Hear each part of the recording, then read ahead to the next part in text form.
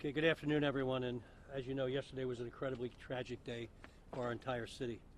Yesterday morning, as you know, the Philadelphia Fire Department responded to a fatal house fire on the 800 block of North 23rd Street in the city's Fairmount neighborhood. We are devastated by the tragic loss of 12 lives, including 8 children. Our thoughts continue to be with the families and the loved ones of the victims. I really cannot express how unimaginable this is for loved ones. As I said yesterday, losing so many children is just devastating. I want to thank our fire department and first responders for their quick response to this fire and their ongoing work on the scene. These public servants have been working around the clock supporting folks during this difficult time. We are investigating this horrible incident, and we will continue to provide updates as available. The city continues to respond to this tragedy with every lever we have available, and we continue to provide support needed for survivors, friends, and family who are still processing this tragedy. We're also thankful for support from federal partners who are standing with us today, who provide support in major fire incidents like this. This is difficult for all of us and especially challenging for our kids. Please know that resources for those who are grieving and in distress are available through the Healthy Minds Philly and the Department of Behavioral Health and Intellectual Disability Supports. Students and families can also call or text the Philly Hope Line for a free hotline staffed by clinicians from the Uplift Center for grieving children. Call or text 1-833-PHL-HOPE for support. Again, that's 1-833-PHL-HOPE. While we do not have and cannot share additional information on this fire on 23rd Street at this time, it is important that you and the public know the process behind investigating devastating fires such as this one. As we continue to investigate this horrible incident, we will continue to provide updates as they become possible. And to walk through the investigation process, I'll now turn it over to Deputy Commissioner Murphy. Thank you, Mayor. So briefly, we want just to echo what the mayor said. We want to talk about the investigative process of a fire of this magnitude. So before we go into this actual process, I'd like to talk about a couple things that the mayor had touched on. So just as we have emotional and mental support mechanisms in place for the youth, for the neighborhood, for the citizens, we also do the exact same thing for the members of the Philadelphia Fire Department and our partner agencies, Philadelphia Police Department, Office of Emergency Management, and so on. We all are affected in some way, shape, or form by this tragedy. And we wanted to make sure that immediately after this terrible fire happened, that we started engaging those mechanisms.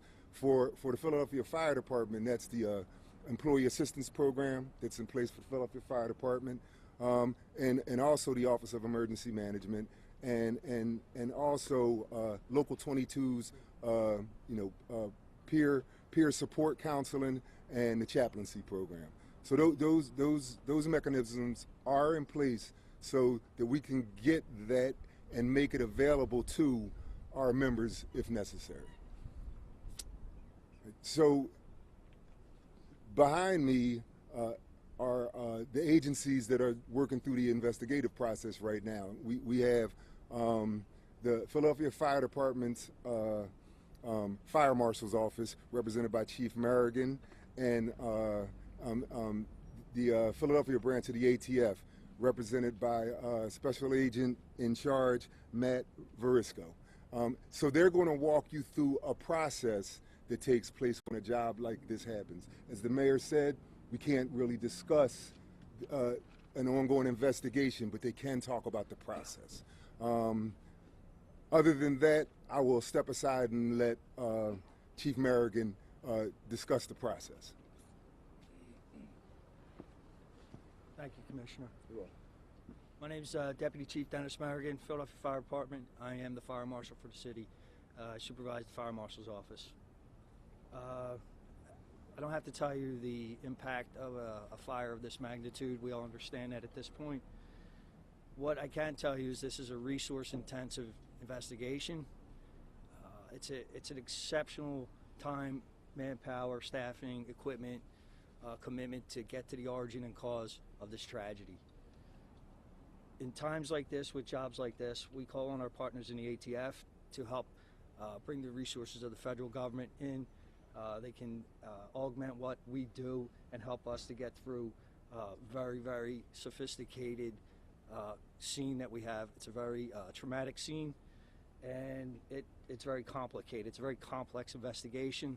It's multi-level, multifaceted, and it's something that would challenge us if we had to do it on our own. Philadelphia Fire Department is part of the ATF task force, arson investigation task force, and we've called on them numerous times in the past, and they've always provided fantastic support for us.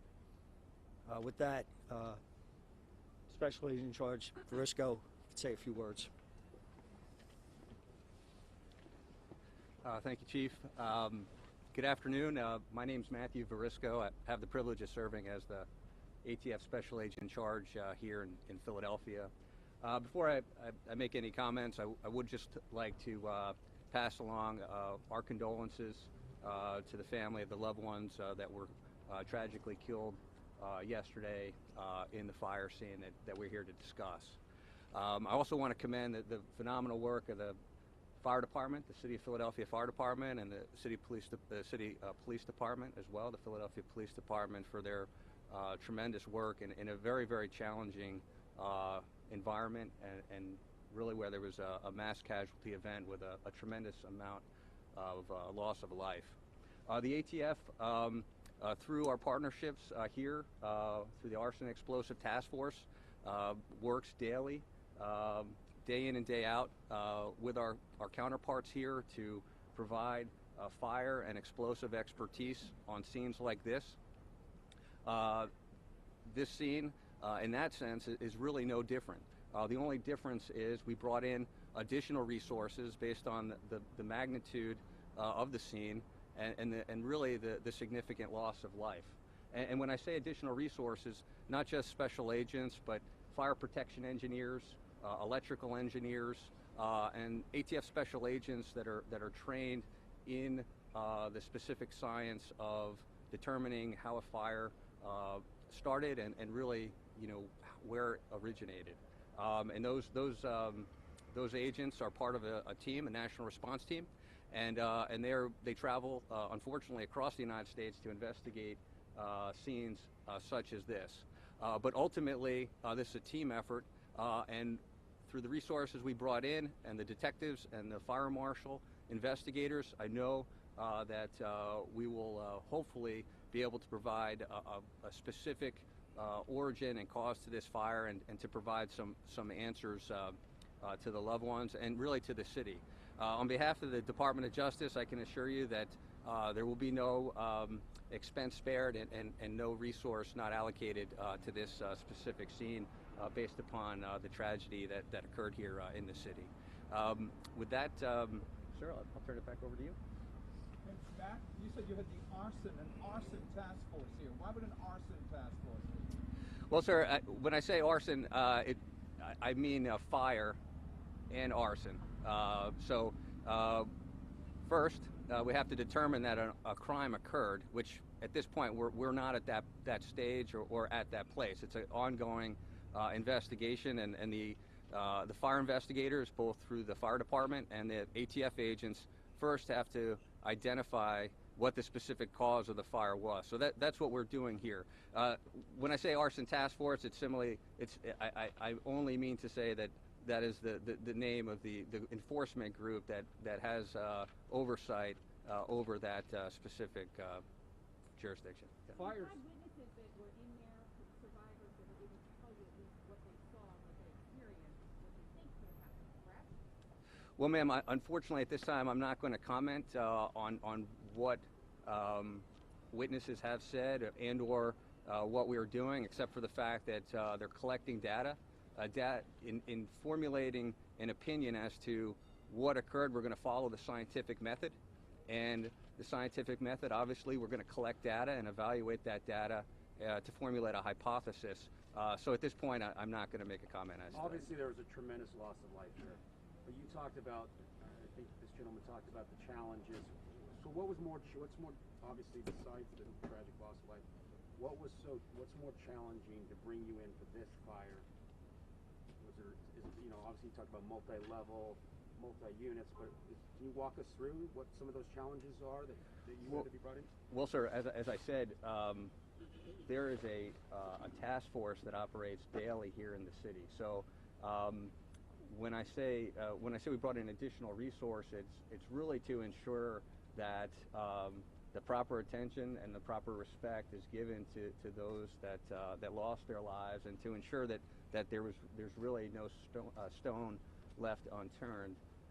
But the task force that's here day in and day out is working collaboratively and consists of ATF agents, Philadelphia police detectives, and fire marshal investigators. So from the sense that we're constantly investigating these cases throughout the city, that is the case. But based upon the significant loss of life, we wanted to ensure that all resources were brought to bear. Mr. Verasco, we understand, I'm sorry, Mr. Verasco, we understand that 12 people died, and give us, what's the number of those who survived in the upstairs unit, not the downstairs unit? I'm going to turn that over to the fire marshal. Okay, so I just want to get that number, and do we know if all those people were permanent residents in that one apartment, or if some were visitors, and if that is, what does the city ordinance say about the number of people who can live in one apartment? So we're not prepared at this time to give specific numbers. That's part of the investigation. We will find out. We'll have to compare the code. We have investigators from HUD that are here today. We're collecting records, and we're still in the records and information gathering mode at this time. We'll put that together, and then when we arrive at some concrete conclusions, we'll release that information. Could you tell us how many fire alarms there were total in the building and how many were on each floor? No, I can't. And can you let us know whether or not there was a fire escape? There is no fire escape in this structure. This structure is what we consider ordinary construction. It would be in any other respect a single-family occupancy. So there's no real. The building was not constructed to have a fire escape. The Pennsylvania code does list that there must be a fire escape for every building, correct? I'm not sure. I haven't seen that. I haven't read that I code. found on a government website. Right. Some of the residents said that, you know, they live on the second floor, third floor, because some of those places are triplexes, and if a fire breaks out on the first floor, there's no way for them to get out except jumping out the window. Is that a flaw in the city's That's a governing? question. That's a question that would be better directed to license and inspections. Are they here? I don't know if we have a. I don't believe they're here. Can you give us a sense of? No comment on it. Can you give us a sense of at least where you're looking, where your focus is, No, I whether can't. it's the second floor, We're where everybody evaluating the saw entire the flames? structure. I'm sorry. We're evaluating the entire structure at this time, and when we get to that point, we'll make that information available. But When it comes to discuss- fire alarms, Say that this is a tier 1 federal investigation, and that's a part of the reason why we brought in the national response team. I would say, ma'am, that it's obviously a very, very important investigation. I wouldn't classify it so much. We don't classify them as tiers, so to speak, but the National Response Team provides expertise throughout the United States based on their training and experiences. And I felt, along with our team here behind us, that it was appropriate to bring that level of expertise here to make sure that no stone was left unturned, and that, like I said, that we provided answers for the victims as well as for the city. For clarity, did you say that you have not ruled out arson? Well, sir, as I said, we're in the process of examining the entire scene. So as it pertains to this investigation, it's ongoing. I mean, have you not ruled it out, or have you ruled it out, or you have not ruled it out? Sir, we haven't ruled anything in or out. The purpose, and I'll explain, just the reason we brought in an electrical engineer is because we have to eliminate all potential ignition sources within a building. Obviously, electricity flows through a building and is a potential ignition source. So as the agents and engineers are conducting the investigation, it wouldn't be appropriate to comment on what's been ruled in or ruled out because we're in the process of conducting the investigation. This shouldn't take you. Smoke detectors, like, so if a fire, say a fire just goes so fast moving, the flames are so intense. And can they just burn these smoke detectors? So when you guys arrive on scene, they're not operational. Can you talk about some of the scenarios that can happen in a fire if it's fast moving and the flames are so intense and really consume the building? We're not going to get into hypotheticals right now. You know, obviously from the intensity of this fire, there are a lot of things that are possible, and the investigation will determine what has or hasn't happened. We're not going to speculate on theoretical, scenarios. It's just not appropriate. Do we know if these smoke detectors were using the lithium batteries that are tamper-proof and can last like up to 10 years? So we can't really comment on the smoke detectors that PHA put out. There are existing smoke detectors that have lithium-ion batteries that are 10-year battery smoke alarms. Now, please just understand that the reason that we asked you folks here today was to talk about the investigative process. And they've already stated they can't talk about an ongoing investigation. So if there's really no questions about the process, as more information comes to us at the proper time through their investigation, we will address that. But as of right now, on a normal house fire, if the press comes out and asks questions and it's still under investigation, what do you always get? Under the investigation of the fire marshal's office, right? So right now, we wanted to do better than that because it deserves more than that. So we just wanted to let you know that this is how the process goes, and this is what we're engaged in right now. As things change, you will be updated. But with smoke detectors, can we ask you on these lithium, just in general with smoke detectors? So these lithium smoke detectors, they're tamper-proof, but I'm told that there's a kill switch on them. And some say if someone hits that kill switch, that basically disables the entire. Is that true? Chad, I can't speak to that. But you're an expert on smoke detectors, right? I'm not asking about these specific ones. I'm asking in general when you have those sort of smoke detectors. On the 10-year lithium smoke detectors, I don't know anything about a kill switch, and that's all I can say about it. I don't know anything about it. What's the role of the police department? But there are certain ones. What's the role of the police department? We're done here, okay? We'll get back to you later time. We're going to end this right here, okay? All right. Okay. Yeah. Thank you. We're trying to talk about the process. The rest of us don't want to hear about the process. So you guys are talking about resources, right? What kind of resources? Give us just like a couple, a little bit of what the tools are, what the resources are, what the equipment is that you guys are using when you go in there and you look at everything. So that actually is a question for the fire marshal's office. But understand, and there was a question related to the ATF. What the special agent in charge was trying to describe to you is they work hand in hand with our fire marshals constantly. The ATF is always, the arson task force is always available to the fire marshal's office. When you bring in extra resources, what it allows us to do is regular fires continue throughout the city at all times. So right now, what was it? We had three fires during the day yesterday while we were investigating this. It allows him to free up some of his resources and go investigate other fires throughout the city, which we are responsible for protecting as well. And right now, that's all we have. I got it, but when you say resources, we're trying to understand what that is. Like, that's such a general term to say resources. His resources, investigators. Is that personnel? Fire is that marshals. Equipment? It's fire marshals and equipment. Okay, and then as far as the equipment that you're using, I understand that there could have been some sort of like video or pictures or something that was taken. Can you just talk about? Well, we're trying to get to the what are you doing? If that makes sense. Yeah, this will be the last question because this is part of the investigation. Yeah. All right, so real fast, the fire marshal's office is going to use all the technology that we can bring to bear on every incident, especially an incident like this. In this case, we've brought in some laser scanners. They scan the entire room. They're basically, if I can describe it real quickly, it's like 3D cameras, okay? As opposed to taking hundreds and hundreds of still pictures, we're going to scan the entire room. That way, it's almost like a virtual reality. We can take that scene later, process it through the computer, go back and look at the details in extreme detail, okay? That'll give us, answer a lot of the questions that we need to find out. Where was this position? How was this position? Objects, things of that sort. It also allows us to put together a much more detailed and thorough report when it's all said and done, so that when we give it to you, you'll know that we did everything that we can.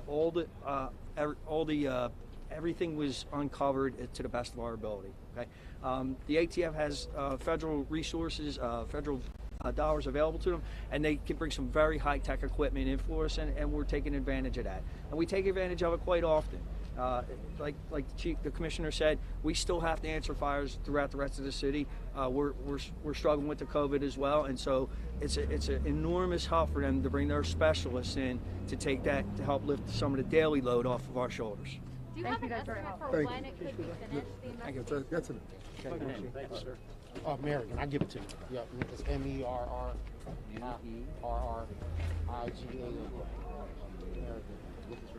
It could be weeks.